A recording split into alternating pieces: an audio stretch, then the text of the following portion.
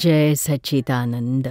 आपल्या सगळ्यांच्या अंतरंगात विराजमान परमात्म्याला अत्यंत भक्तिपूर्वक अभेद्य भावाने नमस्कार नमस्कार नमस्कार. आज आम्ही आपल्याशी आईवडील आणि मुलांमधील वर्तणुकीविषयी बोलणार आहोत. आईवडिलांना नेहमीच असं वाटतं की आम्ही आमच्या मुलांसाठी खूप काही करतो, आम्ही खूप काही केलंय, हेच त्यांच्या डोक्यात कायमच ठसलेलं असतं. म्हणून वारंवार आपल्या मुलांना ते ऐकवलं जातं. जास्त करून जेव्हा मुलं आईवडिलांचं ऐकत नसतात, त्यांना तोंडावरच प्रत्युत्तर करतात, त्यांचं म्हणणं ऐकत नाहीत. त्यामुळे कायम आईवडील ऐकवतात, आम्ही तर तुमच्यासाठी काय काय केलंय, किती तुमच्यासाठी आम्ही भोगलंय, बलिदान दिलंय, काय काय नाही केलं आम्ही स्वतः जेवलो नाही, पण तुम्हाला जेवायला वाढलंय. आम्ही कधी खर्च केला नाही, मौज मजा केली नाही, कधी पैसे उधळले नाहीत, उलट वाचवले ते तुमच्या शिक्षणासाठी, तुमचे कपडे लत्ते, तुमच्या मौज मजेसाठी आम्ही काय काय केलं नाही. आणि आज जेव्हा आमचं काही ऐकायची वेळ तुमच्यावर आली, आम्ही सांगतो तसं वागायची वेळ आली, तर कुणी आमचं म्हणणं ऐकून घेत नाही. तुम्ही किती निष्ठुर झालेले आहात. अशा गोष्टी आईवडील पुन्हा पुन्हा मुलांना ऐकवतात. खरं तर या गोष्टी मुलांना ऐकवण्यासाठी नसतात, या गोष्टी मुलांना स्वतःच रिअलाईज व्हायला हव्यात. म्हणून जितकं तुम्ही मुलांना ऐकवाल तितकी त्यांची मानसिकता त्याच्या विरोधात तयार होते. एखाद वेळेला तुम्ही ऐकवलं तर ते ऐकतील आणि मानतील की हो, खरोखरच आमच्या आईवडिलांनी आमच्यासाठी खूप काही केलं आहे. पण जर 2 वेळा, 4 वेळा, 15 वेळा, 25 वेळा तेच ऐकवत राहिला, तर मग त्यांच्या मनात विपरीत भावना तयार होते. मग मुलांना वाटतं की हे असं का बोलतायत, पुन्हा पुन्हा का ऐकवतायत, मला माहिती आहे तुम्ही काय काय नाही केलंय ते. तो मनात कायम असं म्हणत असेल की वारंवार मला का ऐकवतायत हे, मला माहिती यांनी काय केलंय नाही केलंय. मग काय होतं, यामुळे त्याच्या मनात विद्रोह तयार होतो. मग त्यामुळे ते विरोध करत राहतात, काय बोलतात, असं का ऐकवतात. मग जेव्हा हे आणखी वाढतं, त्यांचं मन अगदी त्रासून जातं, तेव्हा मग मुलंच कधी कधी ऐकवतात तोंडावर, आम्ही काय करायचं, मग जे काही तुम्ही केलं तसंच तुमच्या आईवडिलांनी सुद्धा तुमच्यासाठी केलंच असेल ना, नाही केलंय का, इतकं मोठं काही केलेलं नाही तुम्ही. बघा, मुलं जर आपल्याला असं म्हणाली तर मग आपली काय राहिली सांगा. अरे परदेशात तर मुलं आपल्या आईवडिलांना एवढंही म्हणतात, mom, dad, what are you telling me, we are here out of your fun, who told you to bring us here on this earth. बघा, राहिलं का काही, काय बोलणार, काय तोंड दाखवणार आईवडील मुलांना. एवढी परिस्थिती येऊच द्यायची नाही की मुलं आपल्याला उलट उत्तरं देतील.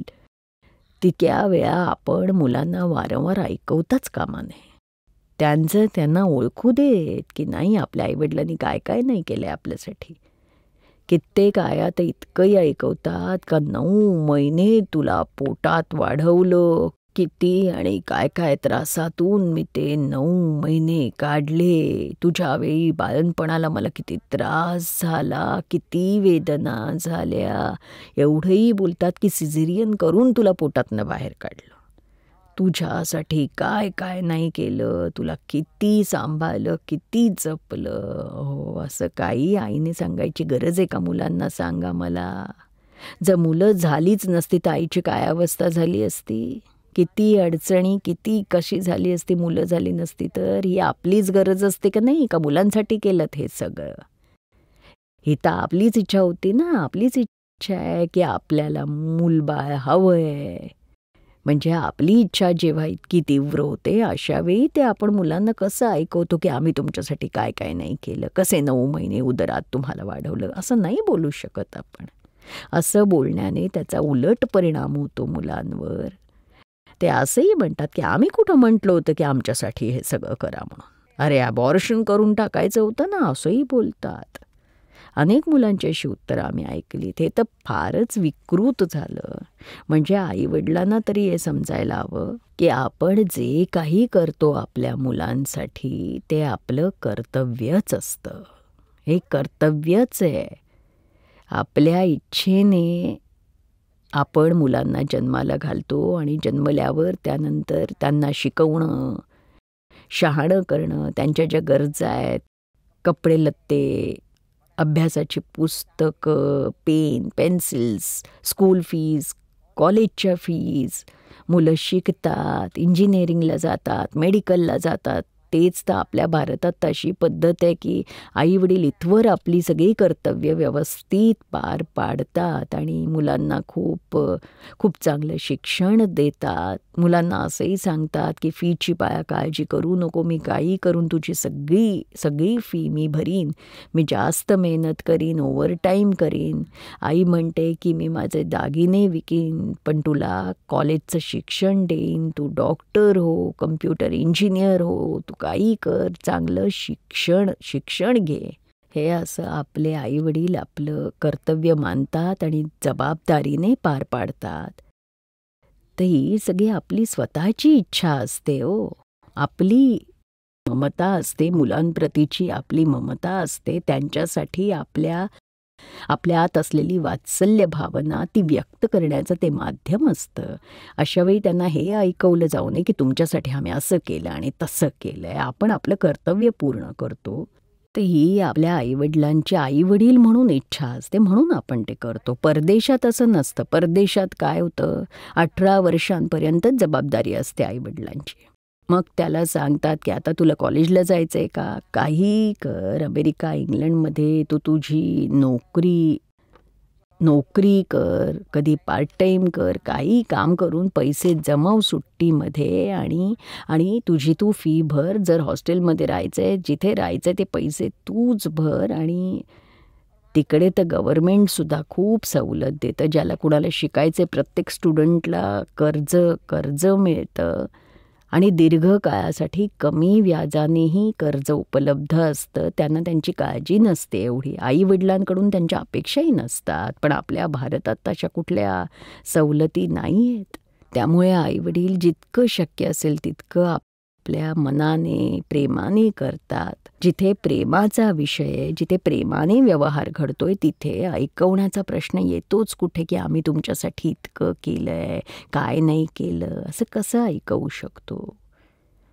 म्हणून आईवडिलांनी हे समजून घेणं गरजेचं आहे की जे काही आपण करतोय, जे आपल्या मुलांसाठी आहे ते त्यांच्यासाठीच्या प्रेमभावाने, तो वात्सल्य भाव आहे त्यांच्या प्रतीचा, म्हणून ते करतोय. एखादी गाय असते, ती आपल्या वासराला दूध पाजते तेव्हा गाय काय आपल्या गरजेनुसार पाजते का पिल्ल्याला गरज असते म्हणून पाजते. आई आपल्या बाळाला दूध पाजते, ती आपल्याला गरज म्हणून पाजते की बाळाला गरज असते म्हणून पाजते. जरा विचार करा, जर आईनं बाळाला दूध पाजलं नाही तर तिची काय अवस्था होईल, किती त्रास होईल तिला. मेंटली तर होईलच, पण फिजिकली सुद्धा किती त्रास होईल तिला. तर ती स्वतःचं दुःख मिटवण्यासाठी हे करते. त्यात ती उपकार करते का मुलांवर, सांगा मला.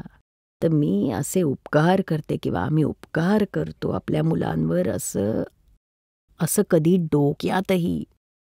आपल्या डोक्यातही येऊ द्यायचं नाही. बोलून ऐकवणं तर दूरच राहिलं, पण साधा असा विचारही येऊ द्यायचा नाही डोक्यामध्ये. कारण आई वडील हे सगळं आपलं कर्तव्य घेऊनच आलेत हे.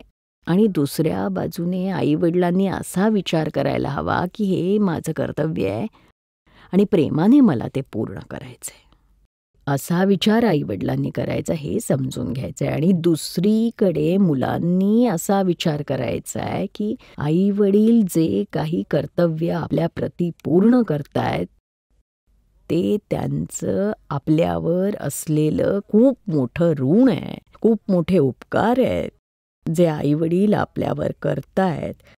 हे मुलांनी कायम डोक्यात ठेवायला हवं. तेव्हाच दोघांमधला समतोल अचूक साधला जाईल.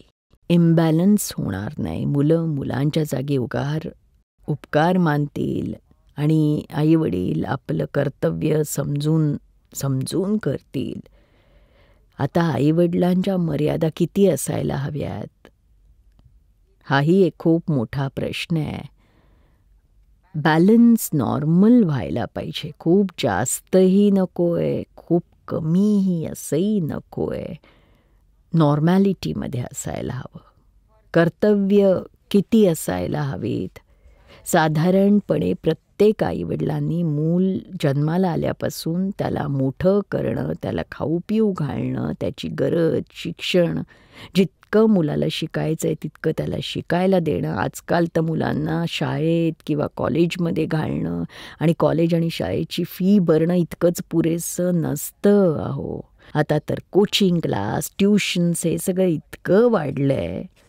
तर असे कित्येक आईवडील आमच्याकडे येतात आणि म्हणतात, आता तर हे कंपल्सरी झालं आहे की मुलांना ट्युशन लावा, त्यांना कोचिंग क्लासमध्ये घाला, शिवाय त्याची फीजही खूप जास्त असते.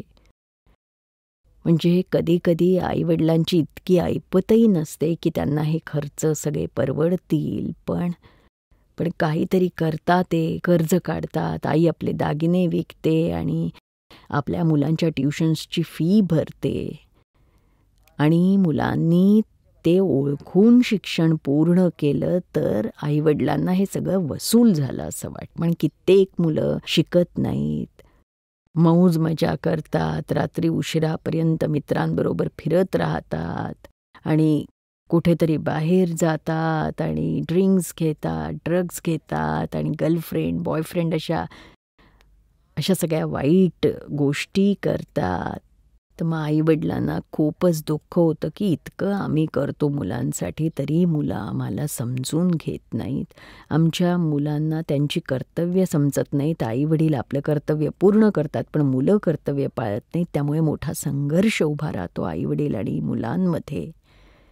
तर दोघांनीही एकमेकांना समजून घ्यायची गरज भासते. आई वडील आणि मुलांनाही मुलांची कर्तव्य असतात ती त्यांनी पूर्ण करायला हवीत. म्हणजे शिक्षण घेताना ते पूर्ण करायचं. आई वडील जेव्हा काही खर्च करतात शिक्षणासाठी तेव्हा त्यांची अपेक्षा असते की मुलांनी शिकायला हवं. त्याची परतफेड नाही केली तरी हरकत नाही, पण आपलं स्वतःचं आयुष्य तरी त्यांनी छान घालवावं, आदर्श बनवावं अशी तर आईवडिलांची अपेक्षा असतेच. आपल्या स्वतःसाठी नसेल तरी मुलांसाठी तर असतेच. अहो कित्येक आईवडील तर खूप आपल्या ऐपतीपेक्षाही जास्त करतात. मुलांना शिक्षण देतात, त्यांना स्थिरस्थावर करण्यासाठी सुद्धा मदत करतात. समजा नोकरी नसेल तर काही करावं लागत नाही, पण जर धंदा करणारे असतील तर आईवडील आपल्याकडे जे काही शिल्लक असेल ती सगळी शिल्लक रक्कम मुलांना धंदा उभारण्यासाठी देऊन टाकतात आणि स्वतः समाधानी होतात. पण त्यातही आईवडिलांनी मर्यादा पाळाव्यात. आपल्या स्वतःच्याही गरजा असतात. संपूर्ण आयुष्यभर त्यांना जेवढी गरज भासेल तेवढे पैसे त्यांनी स्वतःजवळ बाळगावेत. बँकेत ठेवा, इन्व्हेस्टमेंट करा चांगली, ज्याचं व्याज मिळत राहील आणि म्हातारपणी मुलांसमोर हात पसरायची वेळ येणार नाही. अशी अरेंजमेंट आधीपासूनच करायला हवी. आईवडिलांना एवढं तर समजायलाच हवं की भरभरून करायचं नाही. खूप जण मुलांच्या मायेपोटी, त्यांच्या जिव्हाळ्यापोटी काय काय करतात की जे काही असतं ते सगळं मुलांना देऊन टाकतात. एक भाई होते अमेरिकेतले, आपल्या मुलांकडे गेले. इथे अहमदाबादमध्ये राहायचे. खूप श्रीमंत होते, गाड्या होत्या, बंगला होता मोठा, खूप चांगला धंदा होता, स्वतःचा बिझनेस. मुलगा लग्न करून, शिक्षण घेऊन लग्न करून अमेरिकेला निघून गेला, तिकडेच सेटल झाला. तिकडे त्याला खूप चांगली अशी नोकरी होती, अगदी छान स्थिरस्थावर झाला होता. पण मुलाच्या डोक्यात होते की आणखी पैसे कमवायचे आणि श्रीमंत व्हायचं, करोडपती व्हायचं. म्हणून त्याने धंद्यात आपली सगळी बचत इन्व्हेस्ट केली आणि एवढंच नाही तर कमी वाटली म्हणून वडिलांकडनं पैसे मागितले. वडिलांनी काय केलं, आपलं घर, गाड्या, सगळं काही विकून जी काही त्यांची शिल्लक होती, गुंतवणूक होती, ती कॅश करून सगळे रुपये डॉलरमध्ये कन्वर्ट करून मुलाला अमेरिकेत पाठवून दिले. आता अमेरिकेत त्याने सगळे पैसे मुलाने त्या धंद्यात लावले, मोटल बिझनेसमध्ये, आणि मध्येच असा एक काळ आला की सगळा मोटल बिझनेस ठप्प झाला. एकदम डाऊन, सगळे पैसे गेले. आता त्या मुलाकडे वडिलांनी साधे $5 जरी मागितले तरी मुलगा म्हणायचा, माझ्याकडे नाही आहे, मी कुठून आणू मी? तुम्हाला माझ्या घरात राहण्यासाठी जागा आहे, खायला प्यायला मिळेल, आणखी काय हवं आहे तुम्हाला? असं वरून ऐकवायचा तो. सासू सुनांमध्ये भांडणं व्हायला लागली आणि कलुषित वातावरण घरातलं व्हायला लागलं. अगदी एवढी वेळ आली की सुनेनं सांगून टाकलं की मला माझ्या घरात हा कचरा नकोय. परदेशात तर सुना सासू सासऱ्यांना गार्बेज समजतात. इथे तर एवढी वेळ आली की मुलाने आईवडिलांना हाकलून दिलं. आईवडिलांना काय काय सहन करावं लागलं नाही, किती सहन करावं लागलं, किती यातना मनाला झाल्या असतील. आपलं सर्वस्व मुलाला देऊन टाकलं, त्यानं अगदी उधळून लावलं त्याच्यावरून सगळं. पण तरी एक दिवस असा आला त्यांच्यासाठी की सून आणि मुलाने आईवडिलांना गार्बेज म्हणजे कचरा समजून घरातून बाहेर काढून टाकलं. तर अशी वेळ येईल इतकंही मुलांसाठी करू नका. मुलांना सांगा, आता तू जितकं तुला शक्य असेल तितकं तू तुझ्या पायावर उभा राहून कर. आमचं जेवढं कर्तव्य होतं तेवढं आम्ही केलेलं आहे. तुला शिकवलं, शहाणं केलं, अमेरिकेला पाठवलं. आता नोकरी बिझनेसमध्ये जे स्थिरस्थावर व्हायचं ते तुझं झालं आहे. आता यापुढे आमचं कर्तव्य नाही आहे, आता तुझी वेळ आहे. आता तुला जे आमच्यासाठी करणं शक्य असेल ते कर. तू नाही करू शकलास तर काहीच हरकत नाही, पण आमचं कर्तव्य पूर्ण झालं आहे. पण फार माया उतू जाते आणि सगळं काढून देतात आणि मग रडायची पाळी येते. अरे एक ते काका होते जे खूप आपल्या मुलांसाठी करायचे, इतकं करायचे की काय मुलं सांगायची, पप्पा आता तुम्ही जास्त आमच्या बिझनेसमध्ये लक्ष घालू नका, मी खूप छान सगळं सांभाळतोय आणि चांगलं चाललंय. तरी थोड्या दिवसांनी विचारायचेच की बाळा कसा चाललाय बिझनेस, किती मिळाले बरं तुला, किती गेले, किती लोकांकडून येणं आहे. असं थोड्या दिवसांनी इवन जर मुलाने नीट उत्तर दिलं नाही तर सुनेला विचारायचे, सुनबाई मुलगा किती कमावतो तुला माहिती आहे का? तर सुनबाई उत्तर देते, ते जेव्हा बाहेरून येतील ना त्यांनाच विचारा, मला काही माहीत नाही आहे याविषयी. म्हणजे इतकं विचारायची काय गरज आहे? जर ते करत असतील, सांभाळत असतील तर सांभाळू दे. पण ही आपलीच खाज असते, त्यामुळे राहवत नाही, त्यामुळे विचारल्याशिवाय चैन पडत नाही. पण आता सोडून द्या. अरे एकाने तर सांगितलं, म्हणजे दादाश्रींनी एकदा सांगितलं, एक जण खूप आपल्या मुलांच्या मागे लागायचे, तर त्यांना सांगितलं, तू इतकी सगळी ममता मोह मुलांच्या बाबतीत ठेवतो, दिवसभर त्यांच्यात बुडालेला असतोस, मग तू गेल्यानंतर तुझा मुलगा तुझा मोठा फोटो ठेवून त्याची रोज पूजा आरती करणार आहे का? म्हणजे त्या बापानीच सांगितलं की नाही, असं तर कोणी करत नाही, कुठलाच मुलगा आपल्या वडिलांसाठी असं करणार नाही. अरे मी सुद्धा आपल्या बापासाठी केलं नाही तर माझा मुलगा का करेल? तर मग दादाजींनी त्याला समजावलं, मग तू का त्यांच्या एवढ्या मोहात बुडालायस? त्यांना स्वतःचं सगळं सांभाळू दे. तू आता स्वतःचं सांभाळ जरा. आता म्हातारपण आलंय तरी तुझी ममता कमी होत नाही. अशाने तुझा उद्धार कसा होणार आत्म्याचा? आत्ता काहीतरी कर, थोडासा वेळ आहे, कधी तुझं तिकीट फाडलं जाईल, निघून जावं लागेल माहीत नाही.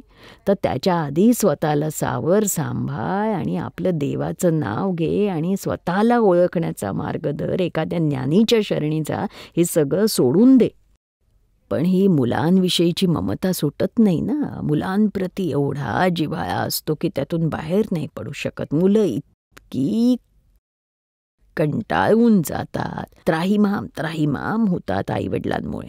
मग सांगतात की तुम्ही देवाचं नाव घ्या ना, इथे कशाला कटकट करताय येऊन, इतकी इतकी प्रत्येक गोष्टीत दखल देताय का, पुन्हा पुन्हा असं करताय, पुन्हा पुन्हा प्रत्येक बाबतीत लक्ष घालताय का, करताय असं. तुम्ही आपलं देवाचं नाव घ्या, जप करा, देवळात जा, स्वाध्याय करायला जा, कुठेही जा. पण त्यांचं काही त्या कशात मन लागत नाही. अरे एक काका होते 80 वर्षांचे होते, 80 वर्षांचे, नेहमी यायचे सत्संगाला. तर एकदा ते खूपच आजारी पडले आणि 15 दिवस येऊ शकले नाही. तर त्यांना विचारलं 15 दिवसांनी आल्यावर की का नाही आलात तुम्ही. तर म्हणाले खूप आजारी होतो, आता तर फारच विकनेस आलाय. आता 80 वर्षांचा झालोय. तर दादाजींनी त्यांना सांगितलं आता तुम्हाला सिग्नल मिळालाय, प्लॅटफॉर्मवर गाडी लागायला थोडाच अवकाश आहे, उतरून जावं लागेल आता ट्रेनमधून. म्हणून आपलं सगळं गाठोडं सगळं आवरून सावरून ठेवा, बांधून घ्या ते गाठोडं आणि डोक्यावर ठेवायची तयारी करा. आता कुठवर या संसारात अडकून पडणार आहात. आता सगळ्यातून रिटायर झालात का अजूनही धंद्यात काही बिझनेसमध्ये काही करता. तर म्हातारे काका म्हणाले नाही नाही, मी तर आता रिटायर्ड झालेलो आहे, 3 मुलं आहेत, 3ही मुलं सगळा धंदा सांभाळतात, मला तर काही करावं लागत नाही, मी कुठेच कामासाठी बाहेर पडत नाही. हां, थोडासा हिशोब वगैरे, बँकिंग अकाउंट, पैसे सगळं माझ्याकडे, तेवढंच मी सांभाळतो. दादाजी म्हणाले का. तर म्हणतात या मुलांना तेवढं समजत नाही ना, अकाउंटिंग तर मलाच समजतं ना, त्यांना समजत नाही. अरे 50 वर्षांची मुलं झाली, तुम्ही 80 वर्षांचे झालात, अजून 55 वर्षांची मुलं झालीत आणि अजूनही तुम्हाला वाटतं त्यांना कळत नाही. अरे हेच तुमच्या वडिलांनाही तुमच्याविषयी वाटायचं, ते सुद्धा अगदी शेवटपर्यंत हेच बोलत होते, माझ्या मुलाला काही समजत नाही, अजूनही येत नाही, मलाच सांभाळावं लागतं. तुमच्या आजोबांनाही तुमच्या वडिलांबद्दल असंच वाटत होतं. हे सगळं कुठवर चालणार असं, हे सगळं सोडून द्या, मुलांवर सोपवा. हे डोक्यातून कधीच जाणार नाही की मला माझ्या मुलांपेक्षा जास्त समजतं, मला जास्त चांगलं करता येतं. आता तुम्ही तुमचं बघा, आपल्या आत्म्याचा विचार करा आणि मोक्षाला जायची तयारी करा. तेव्हा त्यांना ते सगळं उमगलं आणि त्यांनी सगळं मुलांवर सोपवून दिलं. म्हणजे आपलं कर्तव्य कुठवर आहे ते आपल्याला समजायला हवं. एवढी सारी आसक्ती, इतका सगळा मोह जिव्हाळा संसारात, हा सगळा मोहच आहे. पैशांचा मोह, मुलांची ममता, घरात आपलं वर्चस्व असायला हवं, स्वतःच्या म्हणण्यानुसारच घर चालायला हवं, असं आई वडिलांना इतकं वाटत असतं. आणि म्हणून जेव्हा पिछे हाट होते, कोणी घरातलं ऐकेन असं होतं, तेव्हा फार दुःख होतं. पण असं दुःख आपल्या वाट्याला यावं अशी परिस्थिती आपणच का निर्माण करायची बरं. आपण सीमारेषा ओळखावी आणि त्याच्या पुढे जायची गरज नाही. आपण आपलं कर्तव्य पार पाडायचं. कर्तव्य हे कर्तव्य असतं आणि ते कोणाला बोलून ऐकवायची गरज नाही, कोणाला सांगायची गरज नाही, ते आपल्या मनातच ठेवावं. जय सच्चिदानंद.